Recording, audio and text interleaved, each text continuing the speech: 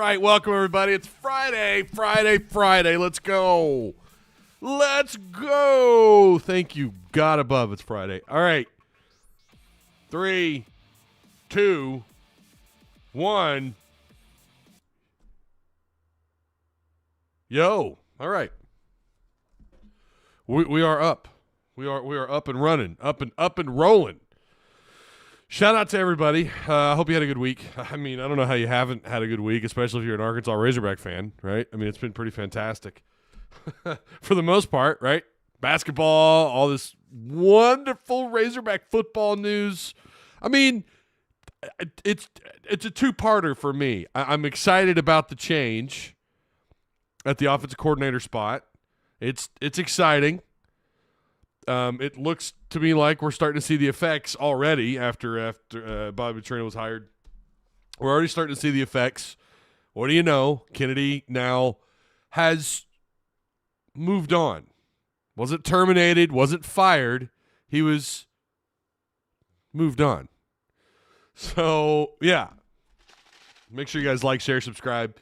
Check out all the links provided for you down below, including Patreon supporters. Right now, we're sitting at this is what I told you guys on Patreon. I said I uploaded a video, and I said that this could always change. It's always subject to change. Well, we lost like 3 people, so I think we're right under 80 Patreon supporters. So if you wanna come be a part of that, get us over 80. Listen. I didn't think we'd ever get to 80 this year. I thought maybe next year. My goal now, and I'd love to do it before spring camp, is 100 Patreon supporters. So you got to set new goals for yourself, baby. Got to keep going. Got to keep going up and up. If you have any questions or comments, please fire away. It is a 5 p.m. live show on a Friday night. So we again, much to talk about. As I told, as I said to you guys in Discord, lot to discuss. Hi, Ty. Hi. Hi, Go Hogs. Watching 30,000 feet somewhere over the Gulf of Mexico. Get her done. What's up, T-Dub? Thank you, Mississippi State, he says. Right? Yeah. Best week of my life, says Honcho. We need a Thai kicker.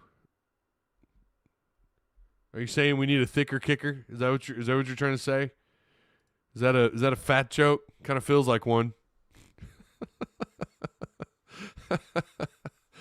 MDP says KJ gone good. I mean, do we have confirmation on that? It certainly seems to me like he's gone. I kind of feel like we're at this point. I really don't know I don't really know what's going on. Other than I just feel like he's gone. So then that begs the question: what do they do next? We'll talk about that, man. We'll get into the portal. We'll talk about the quarterbacks there. Maybe I have no idea who's in play. I don't think anybody really knows just yet. We'll find out, man. Listen, it has begun, right? This weekend's going to be big. From here on out until this portal, till it closes, it's just all hands on deck, right? In terms of what they're going to do. First, you got to go out and find, if you're going to try and make some moves in the portal after some offensive linemen, well, by God, you got to hire a coach. And there have been some names that have popped up here and there. I don't know what the goal there is, if they're going to try and go after Baylor, offensive line coach who has connections to Arkansas. I can't pronounce that last name. It's Matios or Matos, whatever. There's also Brandon Jones from Mizzou. His name has popped up.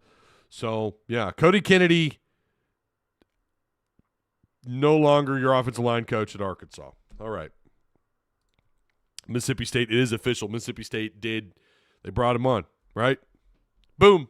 There you go. We already got one part of this show over. No, we'll go into more depth here in just a second. TCU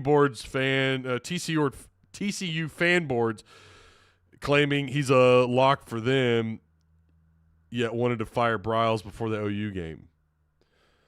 Crazy to be happy about losing KJ, says Hoggy Styles. Yeah, there's a lot here, including we're going to go over some of Petrino's own words. and what Sam Pittman had to say. We're going to go over some of the things that what they talked about yesterday. I was in that Zoom call, and I'm not going to lie to you guys, seeing Bobby Petrino sit down with the Razorback curtain behind him, dude. I mean, when he was fired, I was 29 years old. I'm now 40. My wife was pregnant, uber pregnant at the time, and it was I was thinking, oh, I can't wait. 2012 is going to be a fantastic year. You got Tyler Wilson coming back, Kobe Hamilton. You've got some huge pieces to this offense back. Arkansas, I think they were top 12. I think they were, was that right? AP preseason, they were 12th in the country, I believe. Maybe 10th. I feel like it was 12th.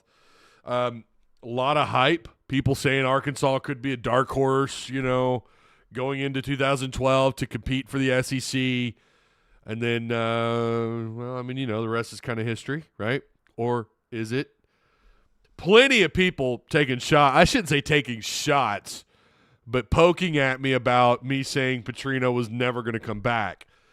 Listen, I wasn't the only one. Like, everybody on planet Earth who have covered the Razorbacks, so okay, like, that's not very many people, but everyone who's talked about this for the last several years, it never looked possible, including, the part of the deal on Arkansas side, the morality clause.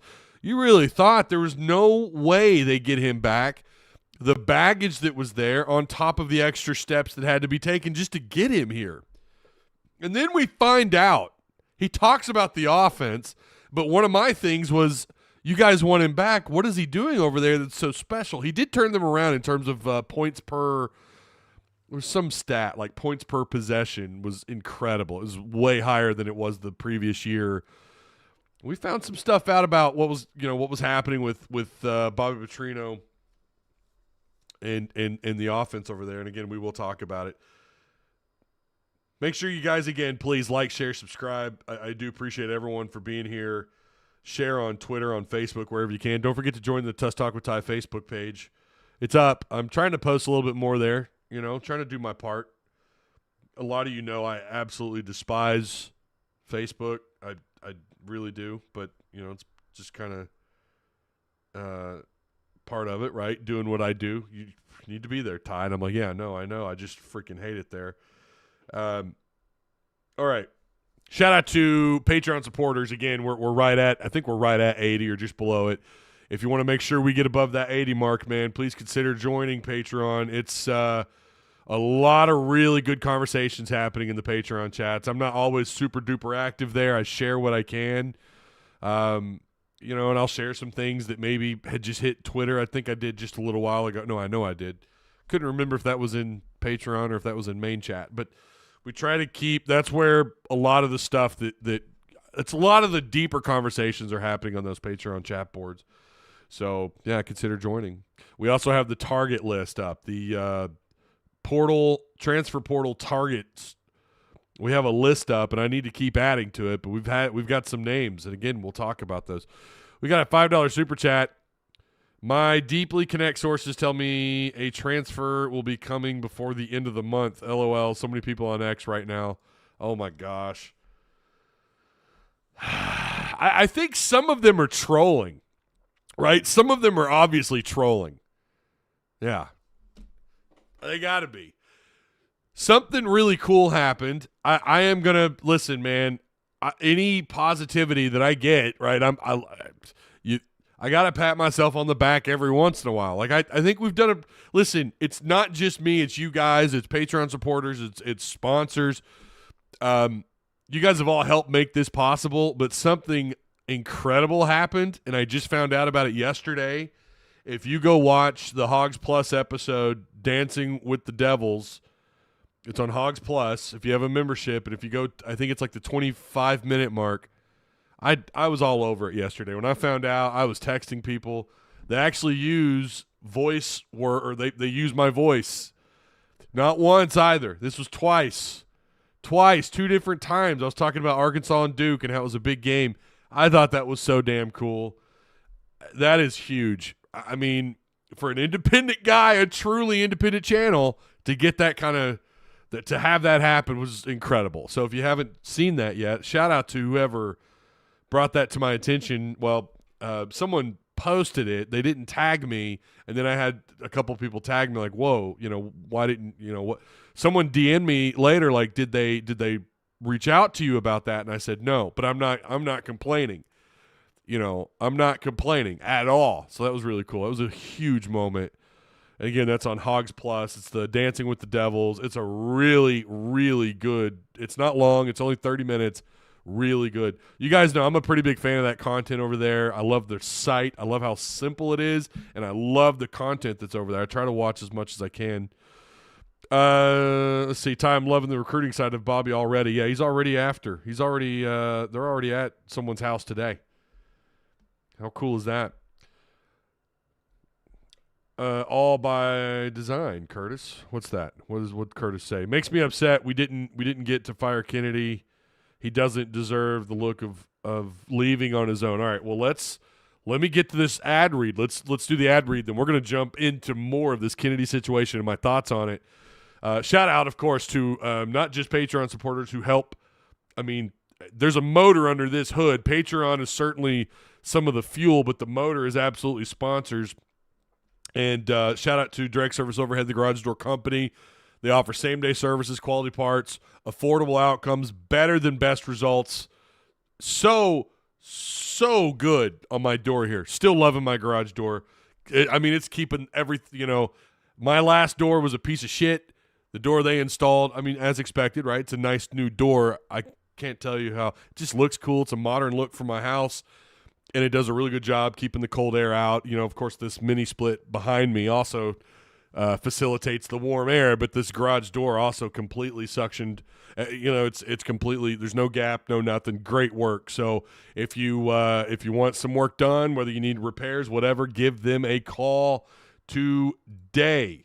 Again, that's Direct Service Overhead, the Garage Door Company, and you can reach them at 501-244-3667. Right now, they're offering 10% off any garage door repair.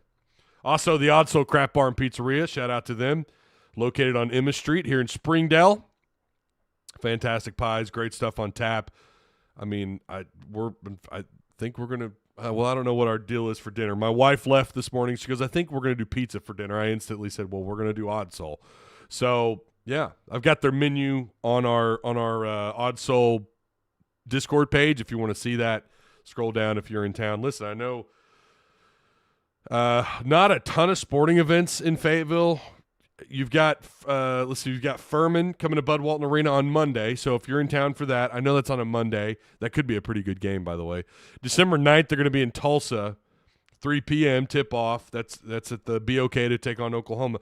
And then they're in Little Rock for Lipscomb, but they come back when they play at the end of the month or towards the end of the month against Abilene Christian and UNC Wilmington. So if you're in town, go check out the Odd Soul Craft Bar and Pizzeria in Springdale on Emma Street. Okay. Cody Kennedy, I fully believe this was not Mississippi State came in and just took him off our hands. I don't think that's what happened at all. Pittman was not going to fire his buddy. Okay, and listen, more power to him. We could sit here and say or critique him for doing that. I'm okay with it. It makes Pittman look better. He's looking out for his staff. He doesn't want to embarrass them. Now, maybe Mississippi State reached out first. Maybe that's what happened. And we're going to go over some of these numbers here in a minute, including some PFF blocking numbers. I think some of them might surprise you. Some of them won't. I fully believe that he either put in a good word to the Mississippi State staff over there. More power to him. I don't even know how much blame goes to Kennedy, and it's not fair to say he deserves 100% of the blame, but he was the offensive line coach. And before people start talking about, he was this and that in 2021, and he was up for this award, and he did this and that in 2021. In 2022, that wasn't that bad. Here's what I know. Recruiting has gone not great the last couple of years. They whiffed on a number of several big-time or at least 2 big-time 4-star prospects in this class alone, which isn't unheard of at Arkansas. You're going to whiff, right? Didn't exactly crush it in the portal, although Braun, I think, had his moments. I thought he sometimes was one of or could be one of the more consistent offensive linemen up front, but still the strength of this team absolutely should have been the offensive line, and it wasn't. And it was not. Again, Sam Pittman's your head coach. How did things get this bad up front? He got so angry. You could tell he did not like talking. I say angry. He doesn't really put his emotions all out there, but you could tell he did not like the media continuously asking him. You remember going into week 3, he said that, well, we're not the only team trying to find their 5 or whatever. That's not verbatim. That's not an exact quote, but you remember to that extent. We talked about it here. Other people talked about it. Actual reputable websites. There's a lot of Razorback websites. There's almost as many Razorback websites as there are YouTube channels and podcasts. It's crazy. There's a new one popping up every day. But a lot of the reputable sites, and even the not so reputable, even the guys that aren't as known, were talking about and quoting the issues, or what Sam was saying, and talking to the issues about what's going on up front on the offensive line. Why things got this bad and how they got this bad has to fall on Kennedy. He's the fall guy that has to. The offensive line went backwards so far this year, and I said last year there were some signs. I remember talking about it in post-game shows. I remember talking about it in the week. Did I say that the offensive line was 100% of the problem like I thought it was, the most of the problem like I thought it was this year? No, but there were certainly signs that they were getting dominated up front on the line of scrimmage. I should say dominated, but the pass blocking last year was certainly suspect at times against opponents that shouldn't have happened, right? Run blocking was superb.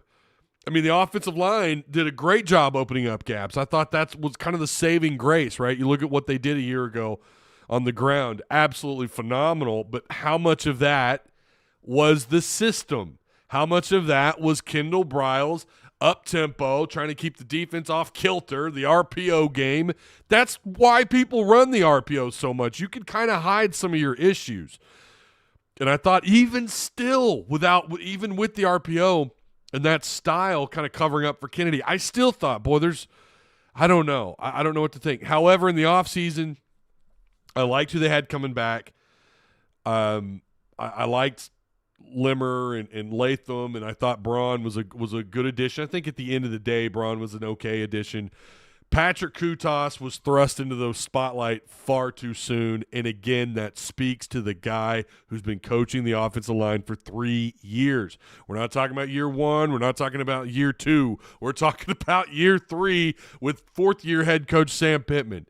It should never have gotten as bad as it did, and it did. I know we've beaten a big old fart out of a dead horse on this one, but I mean, it is, after all, he has taken the job to Mississippi State. So again, I don't think Pittman was ever going to fire him. I think he was just going to, I say that. I did, after Enos got fired, I kind of thought, okay, now we're just waiting. It's any minute he's going to fire him. But the more I thought about it and talked with some friends, it made more sense that, you know what, he's probably more likely to just maybe help him find another job and let him leave. I think his contract actually expired in February, if I remember correctly.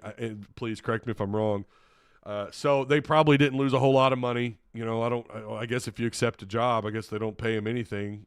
Some of you who are a lot better at the contract side of stuff than I am, but yeah, I absolutely think Pittman, more or less, I believe, either facilitated him getting that job. And listen, Mississippi State, right now, we can't say Arkansas is a much better gig. It's at least at the same level. I think the ceilings between the two programs, I mean, you got to remember, they were number 1 in the country it's been a while. Dan Mullins, when he was there, and he took them to a pretty high level. So I think in the last decade, that can speak to their ceiling. Mississippi State does actually have a higher ceiling than I would have guessed before Dan Mullins, I'll tell you that. But not higher than Arkansas necessarily, but certainly a program that's capable of being listen, I love what they're doing over there. Mississippi State making some really good moves. This one, however, is highly I don't know. I don't know enough. Maybe there's a connection there that I'm unaware of. If you look at Arkansas's numbers, okay, and it's not fair to put all these sacks on Kennedy, because there were times, not very many, where it was either a bad read by KJ, or at least we assume that's what happened. We can't read his mind, but I mean, I think enough people have talked about that a little bit. Even with a clean pocket, at times he struggled. Some of that is on the wide receivers. I would argue probably I'd probably argue more than you would think that the receivers not getting open was a pretty big problem. But a lot of the times he held onto the ball. He hesitated to take off and run, especially kind of halfway through the year. And it resulted in a lot of sacks. But it was absolutely pass blocking. I mean, it was absolutely overall blocking. 47 times. 47 times KJ Jefferson and Jacoby Criswell were sacked. And remember, when Criswell came in and played, I knew what was about to happen. Here we go. I knew this was going to happen. This is going to be a shit show, and it was. He fumbled the ball. I mean, he was hit every other snap. He was sacked, it felt like, every series. Obviously he was only sacked 5 times. He got more than 5 series, but he was certainly pressured a lot. It didn't take much. Just send the 5th guy, you're going to get there. It should never be that simple. And yeah, running backs have the blame too, right? They got to sit back there and block. It was all bad. And again, Kennedy, I think, does deserve a lot of the blame. Enos deserves a lot of the blame. His system, I don't know if there's a communication issue there between the two of them. Sam Pittman, again, the blame goes all around. The guys on the field, look to me like just getting dominated and missed assignments. I mean, we've had enough people break these things down online. It's not hard to find. DJ Williams tweeted about it and had a whole video. So it should never have gotten this bad. And it did. Kennedy had to be the fall guy. Again, I don't think Pittman now, I believe, the last couple of days I've thought about this, again, having multiple conversations with people. He wasn't going to fire him. He was going to chaperone him or help facilitate the next job. And it ended up being a hell. I mean, listen, there's worse jobs in Mississippi State. Power 5 football, SEC football, anytime you get a gig like that, obviously he's got to have some appeal to somebody. And it ended up happening. Congratulations to him. I don't want, people in my comments. I had a guy on Facebook, of course.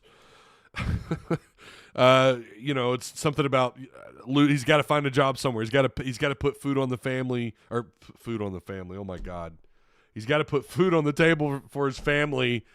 I get that. I understand that. But I am surprised that I'm surprised he got a Power 5 job. I mean, let's be real. I'm surprised he got a Power 5 job. I'm surprised he got an SEC gig, even with 3 years experience here and his connection to the University of Georgia. I get all that. I am surprised. So he's over there.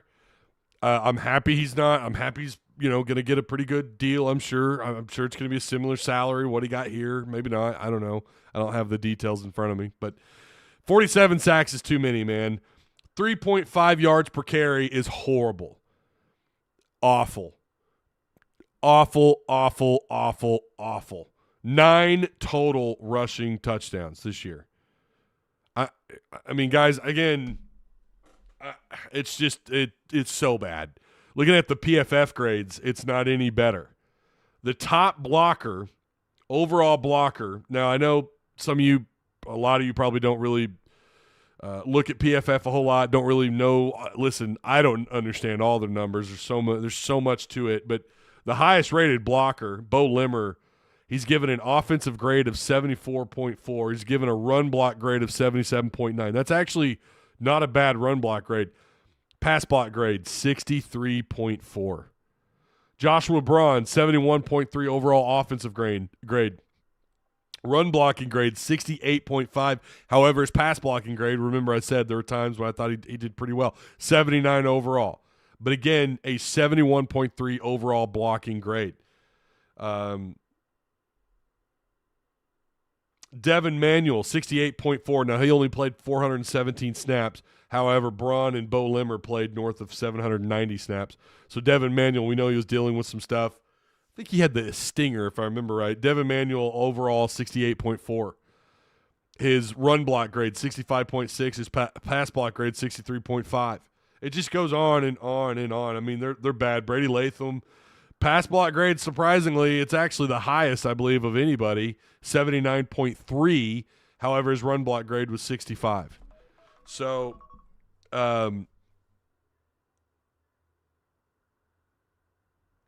these grades are horrible. They're not good. These are your starters. And when you see a group and their average score is like the high 60s, on the offensive line or either side of the line of scrimmage, there's definitely some major red flags there, right? We got a super chat, $2 super chat. Remember, Chad's worst was better than Dan's in 2023. It's pretty abysmal. I mean, there's just no doubt. Ty, who do you think Sam brings in as offensive line coach? Well, there have been certainly some names. Eric Matios, is that how you pronounce his name? He has a U of A connection. He was a grad assistant here. I'm going to be real with you. Baylor's numbers they're better. I was looking at them earlier. They're not much better. Baylor gave up 34 total sacks between Blake Shapen and Sawyer Robinson. And they rushed for about an average of 3.3 yards per carry, 1,300 total yards on the ground, 13 total rushing touchdowns. Now, Baylor watched them a little bit this year. That's a different scenario, right? They're in a horrible defensive conference. So it's although I think it's gotten better over the years, I don't know that that's a name. And then I looked at his recruiting, and according to 247, his recruiting isn't great. Isaiah Robinson, he had committed last year, July 4th. Isaiah Robinson, 6'7", 288-pound tackle. He committed. That's a 4-star. George Maile, M-A-I-L-E, Maile, out of Utah, 4-star. And then everyone else is 3-stars. Sean Tompkins, Wes Tucker, Caden Saraki. Now, I didn't look up their PFF grades. I don't know if any of their guys, maybe there's some accolades there. Maybe I'm missing. Again, this is brief, really quick work. His name I just saw his name like an hour ago, so I did some just kind of light research. But he's not killing it in the recruiting at the moment, unless this is out of date. Again, that's Eric Matios at Baylor. He's 34. I would have guessed. Okay, I would have guessed like late 30s, mid to late 30s. But he was here. I want to say he was here under Bielema, right? Eric Matios. So then we mentioned the Mizzou offensive line coach. I don't know, man. I mean, yeah, I would take him in a heartbeat. There's certainly some names out there.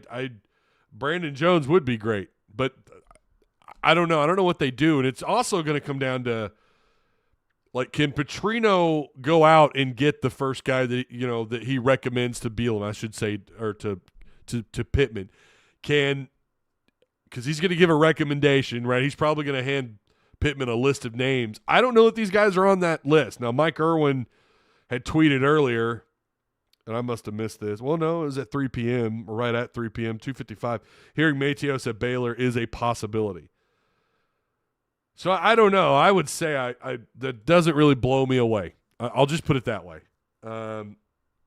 Sam should bring himself he should bring himself in an O-line coach. Yeah. Let's see here. Yeah, but it's Starkville, LOL. I remember that. I remember that being the rhetoric when Mullins went there. Look what he did. I mean, listen, you guys, sometimes we get hung up on the city, and we don't think enough about what the job, their competitive salary, and they're an SEC school. I've never been to Starkville. The only two people that I know that have gone said the campus isn't bad. The town sucks. That's all I've ever heard. So I don't know. I've never been. Glad to see Mississippi still pick up some of our trash, says Dizzle McTwizzle. Make sure you guys like the show here. We've only got 54 likes. I know we can do better than that. We could do better than that. Come on now. If Sam and Bobby were both seen riding motorcycles through Fayetteville this morning. Oh, man. Yeah. All right.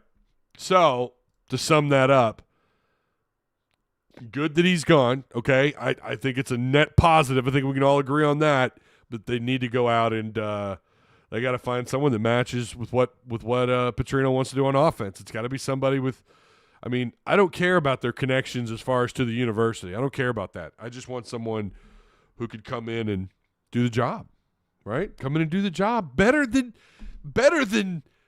what they did this year. My God, almost 50 sacks, dude. That's almost 4 sacks a game. That's horrible. 3.5 yards per carry. Again, I don't know the whole Baylor situation. Their numbers weren't any better other than their pass blocking grades. It's a little bit different over there, but it's horrible. So, again, this is a little bit surprising that he found a job at P5 level. All right. Yeah.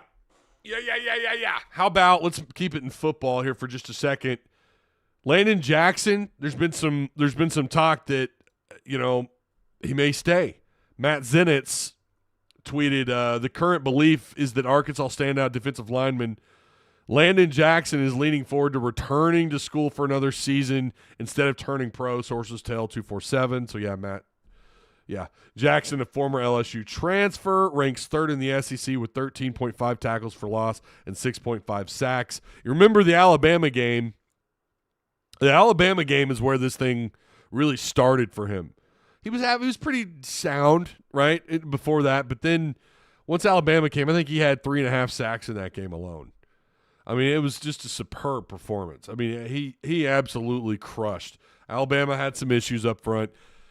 I think some people kind of jumped the gun, Mel Kiper, when they put him as the number one defensive end, because since then he had like maybe 2 sacks after that Alabama game. I think it is a big deal. And that goes without saying. It's a big, big, big deal to get him back. I don't know how they deal with the NIL drama that apparently is, we know it's affecting everybody, and Arkansas is not immune to it. But they better make sure this man has a great NIL setup. Arkansas is going to have some issues possibly up front on the defensive line. Why? Because I don't know how many of these guys are coming back. Torrin Carter, gone. Trahan Jeffcoat. These are all fifth-year seniors at least. John Morgan, who's going to enter the NFL draft. You're going to have Cam Ball, Nico Davier back. Let's see. Everyone else, they're all fifth-year seniors, right? Eric Gregory, Anthony Booker, the transfer. We already talked about Torrin Carter, Trajan Jeffcoat, Kyvie Rose, Marcus Miller, who never really made any kind of an impact, but was kind of waiting on him to do something.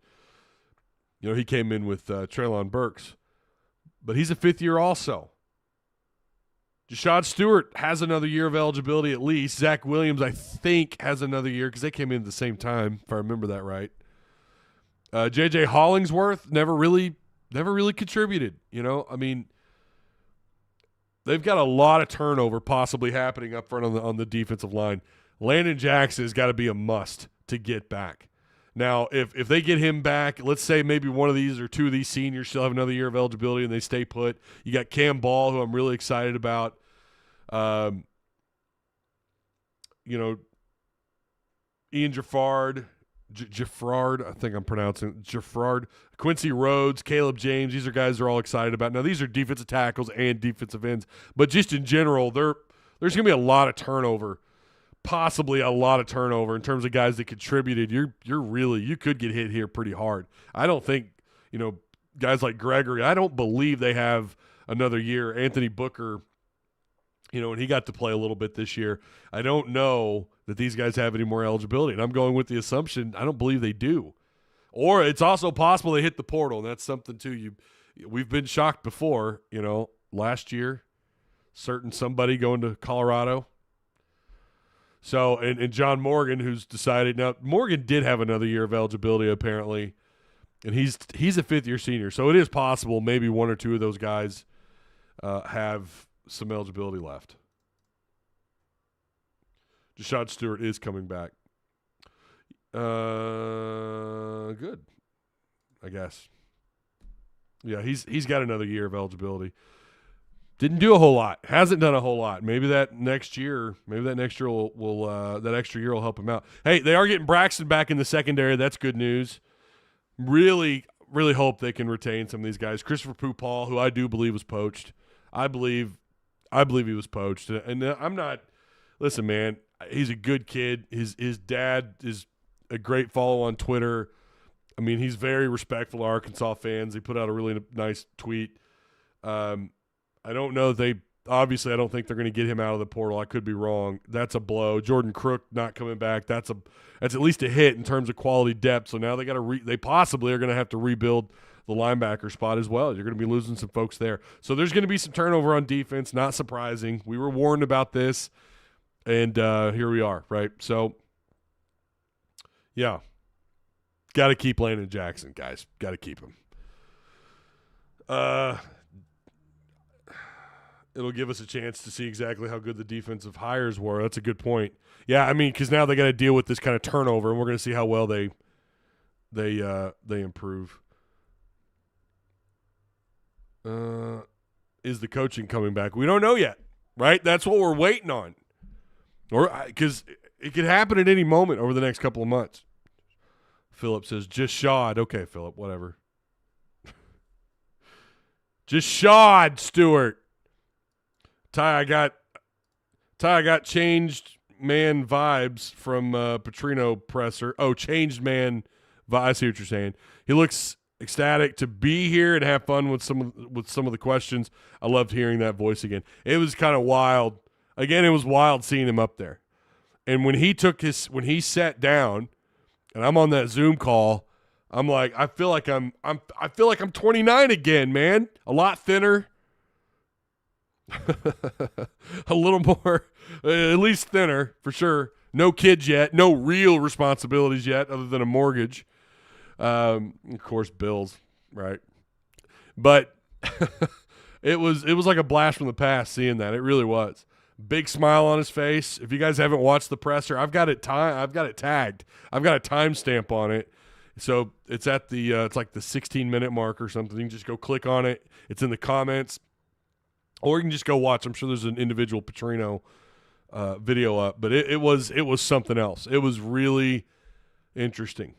And I'm going to get in on that hire as well here in just a second. We were top 10 rushing in Bryle's offense.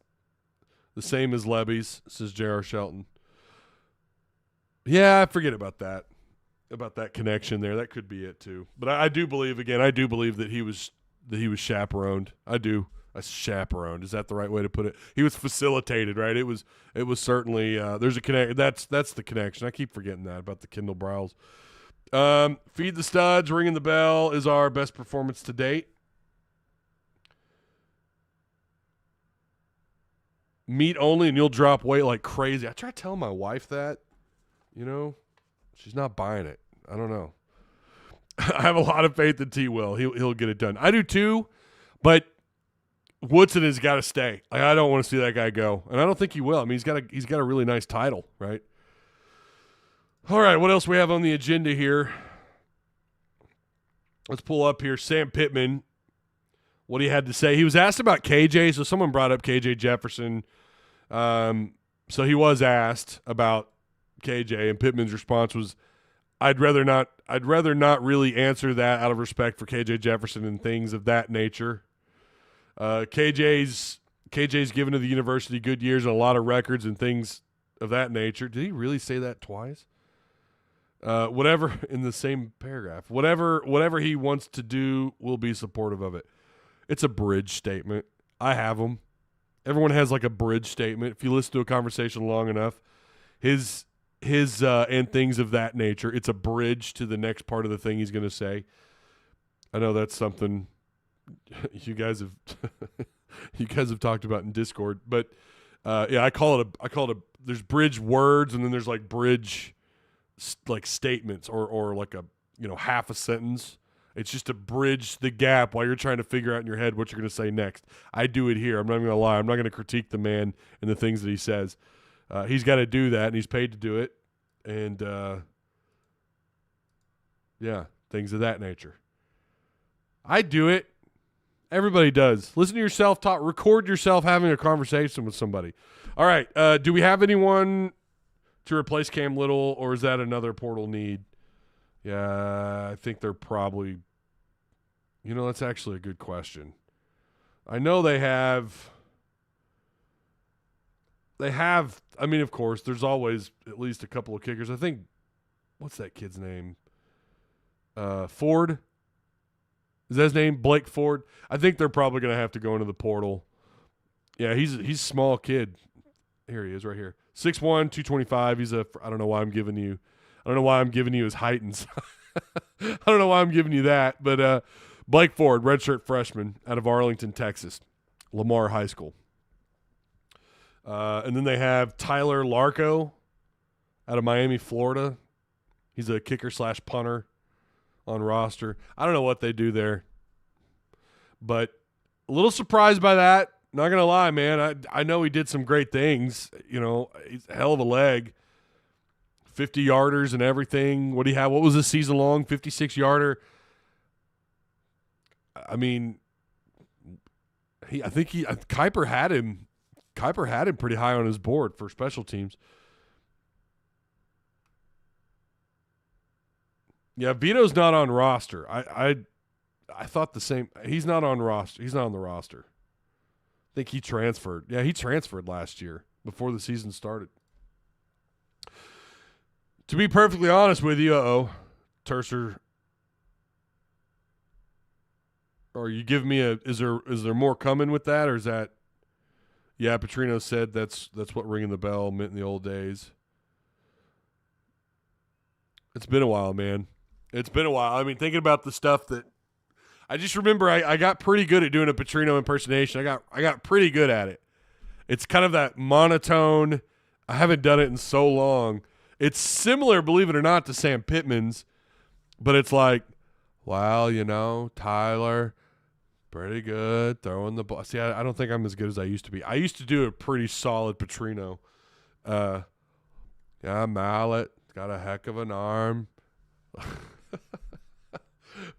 Sam's a little bit different, where it's a little more gruff, you know. Vito transferred and came back this year, so he had to sit out. Well, he's not even. Yes, you might be right. I don't know. He's a kicker. I don't know that I gave him a whole lot of attention this year. I used to do the Petrino. I used to do that Petrino impression too. I used to be really good at it, man.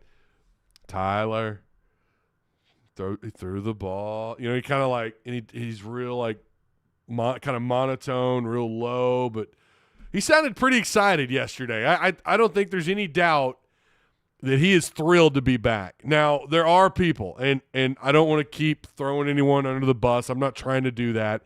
There are people who are not so ecstatic about the hire. There's the character stuff. There's the baggage.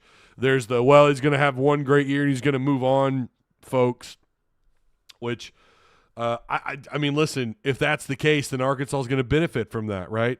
If that is the case, if Petrino has one great year, let's say we do it again, break 6,000 yards. By the way, he has one of the three offenses at this school. He did it in 2010 to have 6,000 total yards of offense or more. So that's pretty exciting. You know, I don't know. Again, it's like Enos. Enos did too, right? And what happened? I think this is different. This is a lot different. I don't think Enos is anywhere near the level of Bobby Petrino in terms of an offensive mind. If you notice, that's what people are complaining about in the national media. People outside of the state, they're not talking about his offense. You know, they're not even bringing up what happened at A&M. They're bringing up that he kind of screwed over Barry Odom and UNLV, and then, of course, what he did. And Arkansas hasn't learned from their lesson, right? They brought him back. He's only going to screw him over again. Well, listen, if he does, Pittman's done. If he screws up, let's say the product on the field is abysmal, right? And he doesn't do a good job of bringing or helping facilitate a better offense, that he doesn't put a better product on the field, and they don't take a big leap, because it can't just be a slight improvement from this year. It's got to be a complete 180 flip. And even then, Arkansas still might be battling to make a bowl game. Now, again, with Petrino at the helm, I feel pretty confident that if he can do what I think he's capable of doing, or what we've seen before, and he said yesterday he's going to use his playbook. That wasn't the case at A&M. Jimbo literally gave him the sheets and the language, right, and said, here, call my playbook, more or less, is what I got out of that. And so they still were better overall from a year ago in several offensive stats. But that's all the national media can do. They're not talking about the product on the field. They're not criticizing that. That's all that I hate to use the word haters because it's so damn cliche and overused, but that's what the haters, the anti-BP people, they're just pointing to his character issues. Like I've said before, there are a lot of people, a lot of coaches with stuff that there's a lot of dirty laundry behind this. I mean, listen, there's all sorts of stuff. It's not fair to assume everybody's guilty of being a bad person or making, moral decisions that later could come into question if it ever came to light. It's not fair to assume everybody does that. College football is just not a game about morality anymore, and I don't know that it has been for a while. Now, it doesn't mean that we shouldn't ask better for coaches, right? I mean, after all, they're leading these young men. They're leading these kids who are 17 when they start talking to them. Some of them are 15, 16. You want them to set good examples and to coach these guys not only on the field to help put a better product on the field, but you want a better person off the field. And Petrino certainly has the baggage and has shown that actually he's not a great role model. Now, I do think with the way he talked to the Little Rock Touchdown Club and what he has said since joining Arkansas, I don't know the guy personally. I don't. Looks to me, and I'm pretty good, when it comes to thinking. I say that I've made some mistakes over the years. I certainly have. Who I've decided to work with, create things with. I made some mistakes there. Certainly did. Didn't get to know him on a more personal level, and I don't know Petrino on any personal level at all. He seems to me like someone who's genuine. Now, again, if the offense on the field is great and he's gone, Arkansas gets the benefit of that. Arkansas is the benefit of that. Pittman, now he can go to another coordinator and say, see, look, he left, but look what happened on the field. Look at our whatever it is, points per game, total offense. Look at our red zone efficiency. Look at all these things. Of course, Eno's had a really good – it's got to be more than just red zone efficiency. But look, we facilitated. We put a far better product in just a year. Well, now you're going to be able to probably attract somebody. And if it's a really good year, I'm not saying it is.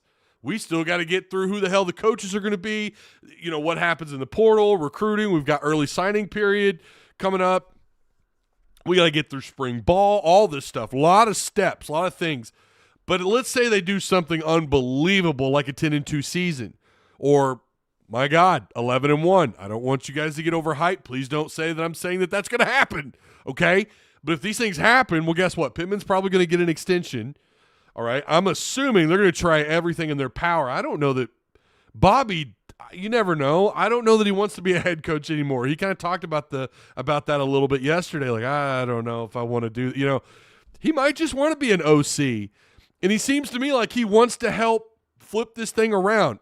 Is it possible a year from now we're all left here going, damn, we really put too much faith in that guy? It's absolutely possible.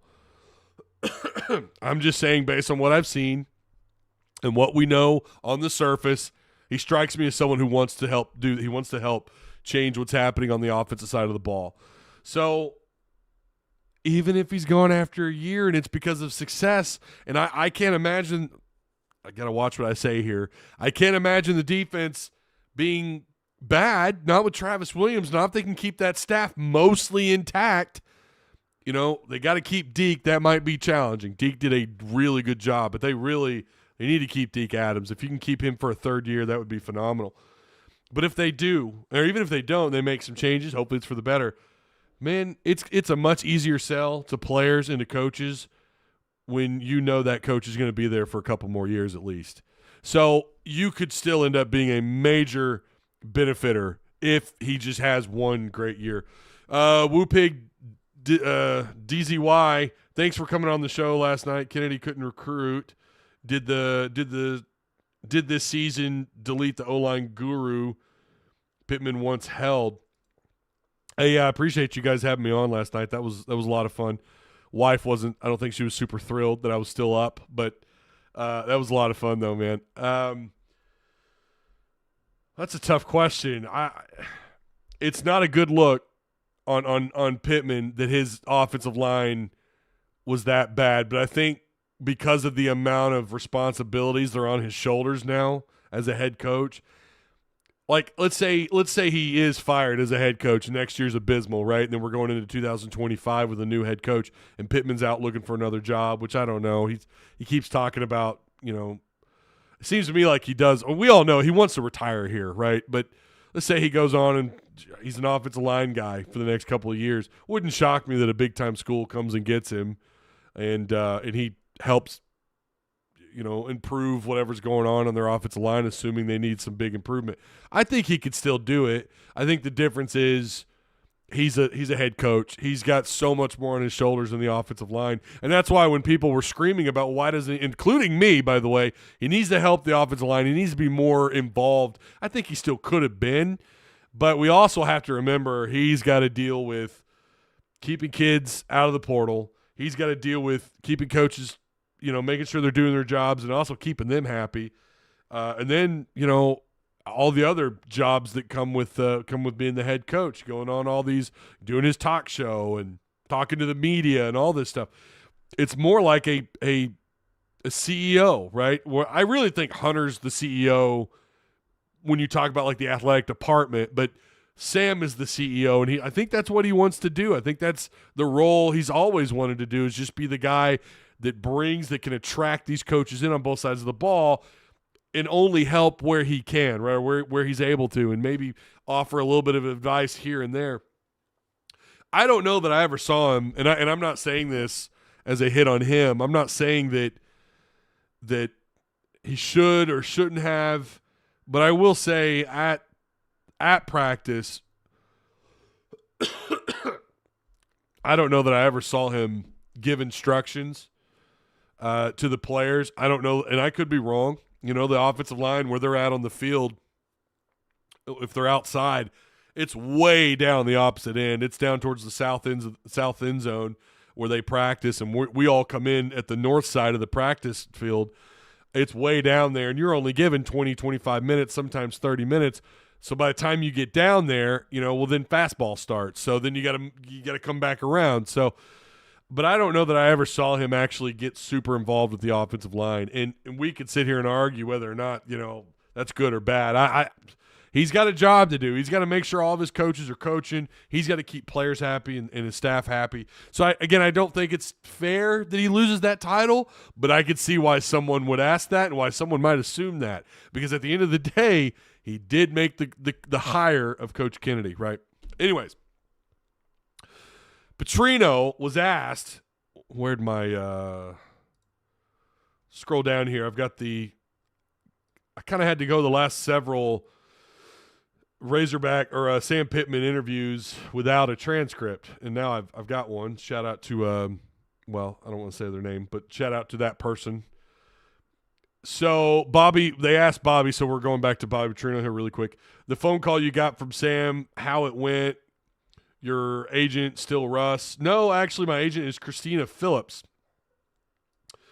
She didn't tell me about that. So what happened was she reached out to Sam first, and or maybe Sam reached out to her one way or another. It wasn't a direct conversation between Sam and between Pittman and Bobby Petrino. But if you read his words here, she reached out to me when I was at Missouri State. She said, "Hey, let's get you back in the game." And I said, "Christina, I think I'm just happy doing what I'm doing right now." She was on me about it. Nah, you can't do that. That's a good agent, right? And yeah, of course, she's going to get a little more of a paycheck if he takes a bigger job. But also, she sounds like she's just a really good agent. We'll work at it. It may take us a while, but we'll keep going. She convinced me that, okay, let's get back in the game. It's been a process, but a lot of credit to her. And then they asked him about the quarterbacks. It's interesting. They asked him about Criswell and Singleton, I guess. I've had a chance to watch their video and seen some of their practice video and some of their game video and seen some things they can do. Obviously, you like the talent that you see there, arm strength and mobility and different things they can do. You really don't know a lot until you get out in the practice field and start practicing with them.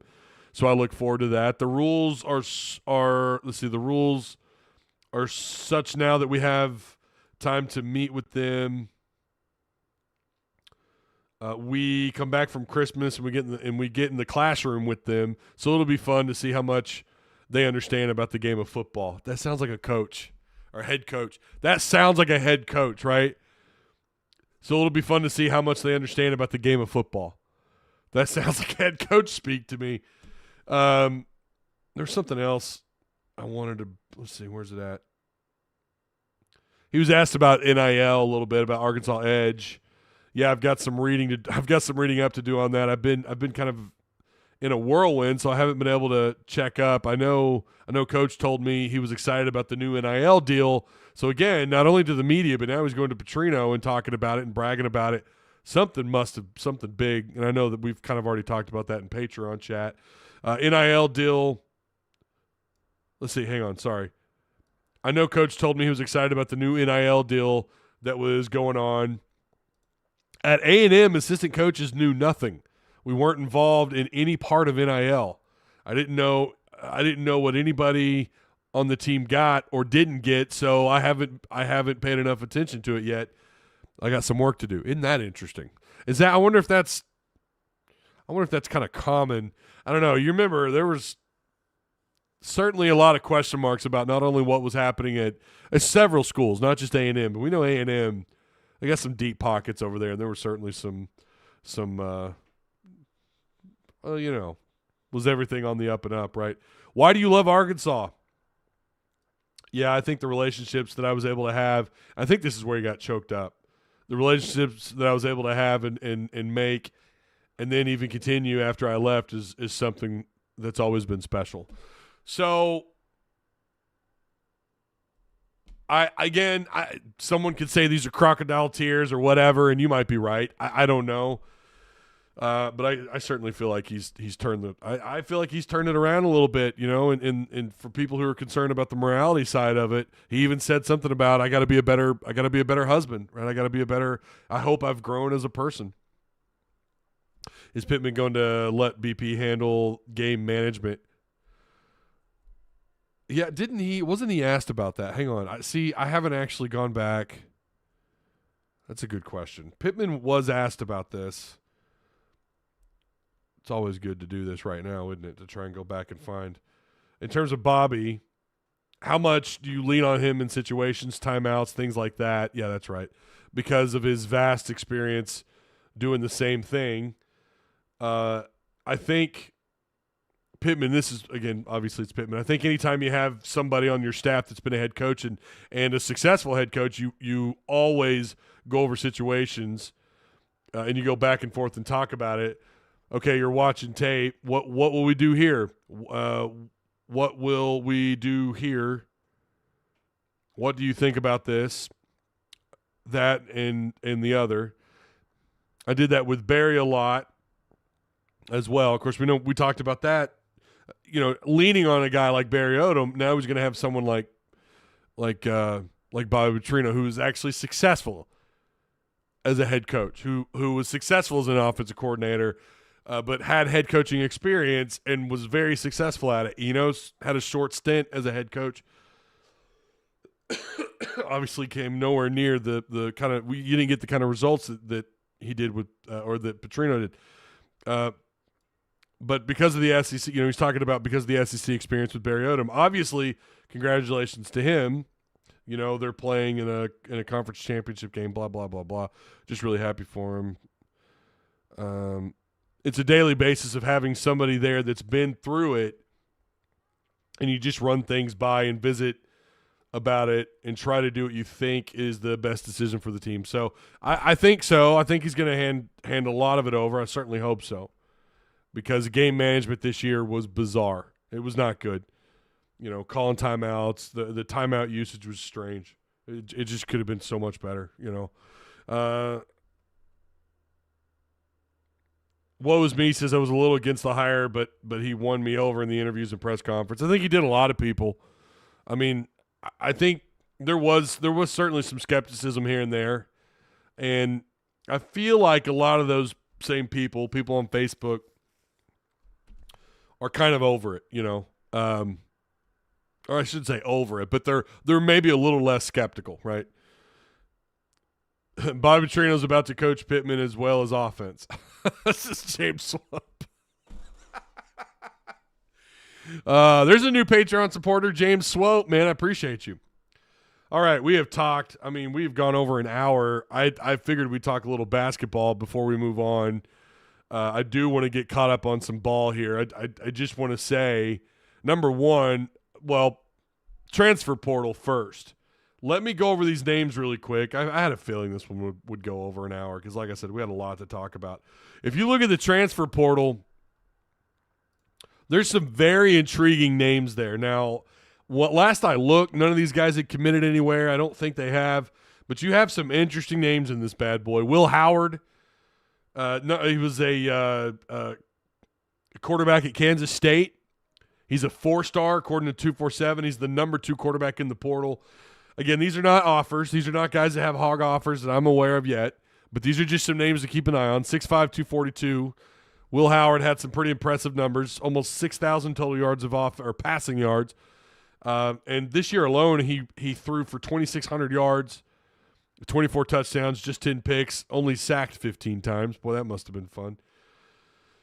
Rushing, he ran the ball for 364 yards, nearly 5 yards per rush, and he had 9 rushing touchdowns. So in his career, he has 48 passing touchdowns.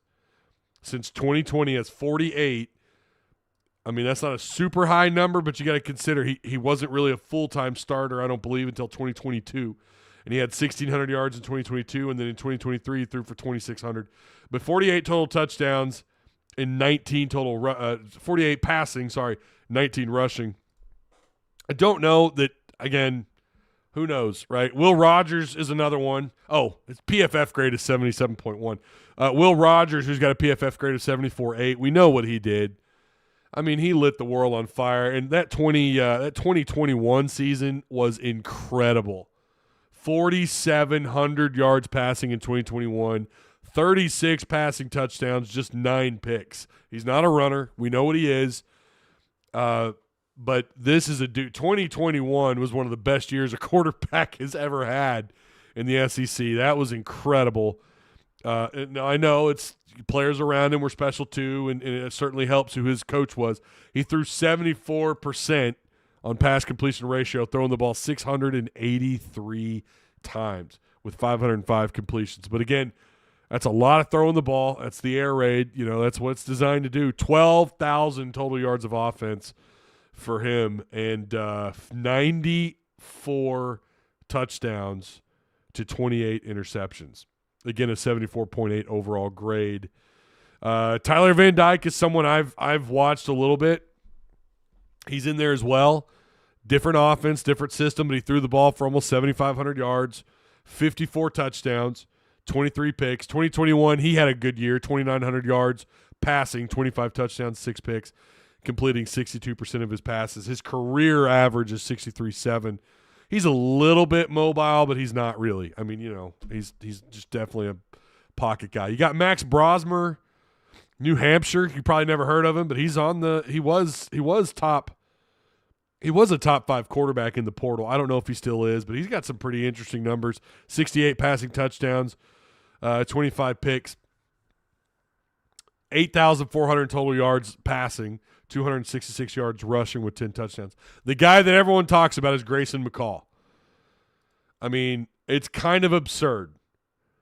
It's actually really absurd. Now, last year, didn't have a good year, 1,900 yards, still threw 67% completion and only had 6 picks, but 10 touchdowns through the air. This dude's numbers are insane. 10,000 yards. He's been playing since, 1972. 10,000 yards passing, 88 touchdowns to 14 picks. He has a 178.4 quarterback rating according to ESPN. He's run the ball for 1,100 yards and 18 rushing touchdowns. I mean, wow. You know, and at Coastal Carolina since 2019. Now, he didn't really get a lot of playing time until 2020, but, and he threw the ball an average of about 255 times a year since 2020. Yeah, so those are some of the names, right? There was a receiver that entered. Dante Moore at UCLA entered entered the portal. I want to say that was yesterday. It was either yesterday or the day before. I'm pretty sure it was yesterday. He's considered a number 1 quarterback as of last night. He was the number 1 quarterback in the portal according to 247. So a lot of names in that portal. Do I think they go after somebody, or do they stick with Criswell, or what do they do? Do they go to the freshman who will be a redshirt freshman next year? Malachi Singleton.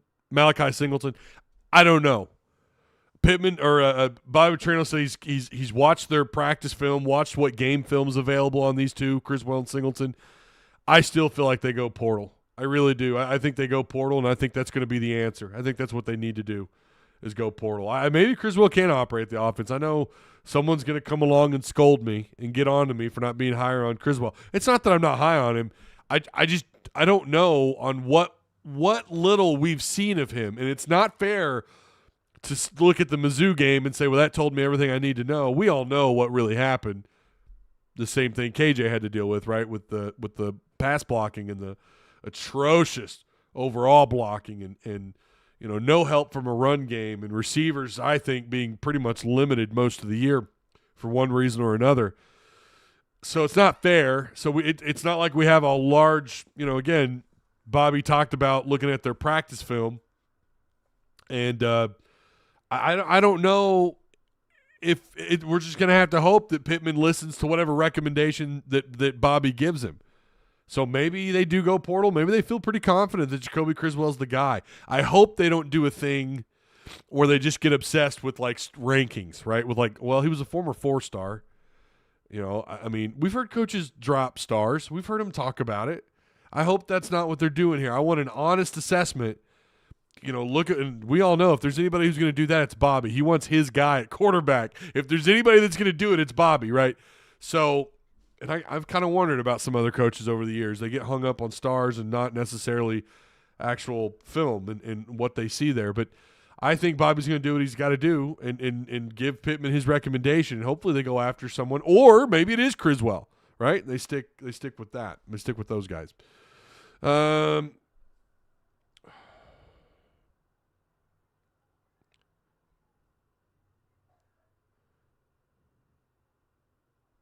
Trying to get caught up on chat here.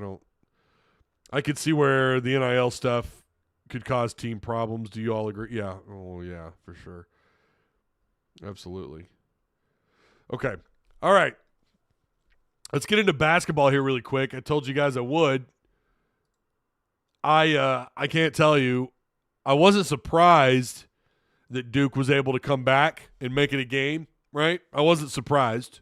Oh, we got to switch over. We got to switch. Hold on. I gotta remember to do this more often. Bam! There we go.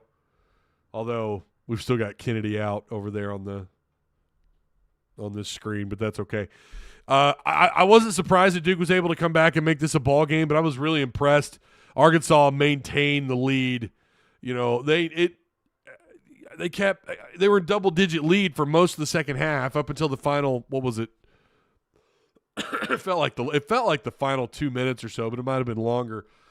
I thought they did a pretty good job with containing who they need to contain. We all know that Filipowski, he's a hell of a player, man. I mean, you're talking about a guy who's 7 foot, 250 pounds. He got his, right? He had a nice double-double, 26 points, 10 rebounds, 4 offensive boards. But again, it's not like you got completely – you actually out-rebounded them, and this is something we didn't talk about in the postgame. They were +6 in total rebounds. Now they were plus – Duke was +6 in offensive rebounds, but Arkansas was +6 overall. 17 assists. Something else we missed in that postgame. 17 assists to just 12 turnovers. I mean, 12 isn't great. Musselman will always, I think he just wants low single-digit numbers, and that's really hard for teams to do. But you can live with 12 turnovers if you're getting 6 steals, 10 blocks, and 17 assists, and you're getting the kind of bench production that they did. I mean, they had over 30 points from their bench. Obviously, Battle did his thing, 5 of 13 overall, but Arkansas shooting 49%. This is what you should be doing at home. 49%, you're good Lord. I mean, that's great, right? 41% outside, 9 of 22 shooting the 3 ball. However, you know what's coming. 63.3% at the free throw line at home, on the road, neutral site. That's not good. Need to bring that. Obviously, needs to be north in a big game like this, you kind of understand it, but you should be north of 72% at home always, no matter the amount of shots, right? I mean, you should be north of 72% at home. And instead, they're shooting like 60. I don't know what they are shooting as a team. I think it's like 63% 6% or something. It's not good. It needs to be better. I could be wrong on that number, actually, but it should be higher. Should definitely be north of 72% at home, no matter the stage. So, yeah, really, really impressed with Arkansas basketball in this win. Again, winning by 5. It really felt to me like they won by 10. I mean, it was it was some great basketball. It really was. There's very few things to really complain about. 17 assists to 12 turnovers, plus 5 there. You love it. Brazil with the double-double, 11 rebounds. No offensive boards. A little bit surprising. All of his rebounds were defensive, but 19 points, just 2 turnovers. He had 2 blocks. How about Lawson with 6 blocks? 7 points, 6 blocks, man. He was 1 for 2 at the line, 3 of 8 overall shooting, 29 minutes on the floor. You've just got to feel good about what's happening here. I mean, I don't know what else to tell anybody. You know, I mean, you've got to feel good about the direction. If they can build off of this, right, you can do this at home against Furman on Monday, December 4th, and then take it with you on the 9th to Oklahoma. Arkansas sitting pretty. If they can get these wins consecutively, and all of a sudden you've got Abilene Christian and UNC Wilmington before you get into conference play. And then they start off conference play against Auburn on January 6th. So, yeah. Light the fires and kick the tires, Big Daddy. January 6th, baby. 1 p.m. tip-off in Bud Walton Arena against Auburn Tigers. So, all right. I think that's it, man. I do appreciate you guys. You are awesome. Thank you for subscribing. We've had a lot of subscribers. We're up a lot in subscribers, actually. Make sure you hit the notification bell. If you're new, make sure you hit the notification bell for sure. Check out Patreon, man. Let's make sure we get above 80 Patreon supporters. Did we get everything? We covered just about everything. We did say now what, right? Arkansas beats Duke, now what? Keep on winning, right? You got to keep crashing the boards. Let's rack up assists. And now's as good a time as any to get things turned around. Now's as good as time as any to get things turned around when you got Furman and Oklahoma and Lipscomb coming up. These are going to be some competitive games. I wouldn't overlook any of these guys. Oklahoma, think they're still undefeated. Last time, look, these guys are still undefeated. Oklahoma's having a pretty good year. You're going to face off with them in Tulsa at the BOK Center at the Bach. So maybe Arkansas can get another good, high-quality win there. It's a Big 12. Anytime you got a ranked Big 12 team, that's saying something, right? Yeah, and so I think that's it. Yeah, we covered everything. Boom, baby. It feels good. I will see you guys. I don't know if I'm going to do a Monday day show or not because we've got the basketball game that evening. There's not a lot to cover unless there's a big announcement, maybe we get the offensive line coach, right? Then obviously I might just do a reaction to that. Or I might wait until Monday morning and we talk about it. But yeah, if I do go live for a show, it'll be Monday morning. But I'm always going to do the post game shows. So yeah, that is for sure going to happen on Monday night. It's going down. So I will see you guys then. Maybe twice in one day, maybe just the post game. But I will see you guys on Monday one way or another. Have a good weekend. I'm going to try and take a little bit of time off. Going to try and just maybe, just go all in on Furman on Sunday a little bit, try to get an idea of what they're going up against there. But other than that, I'm going to try and take it easy because I'll still be in Discord. I'm sure I'll still be doing some stuff there. I'll be messing around, in Patreon chat and elsewhere. So, all right, I will see you guys on Monday. All right, have a good weekend.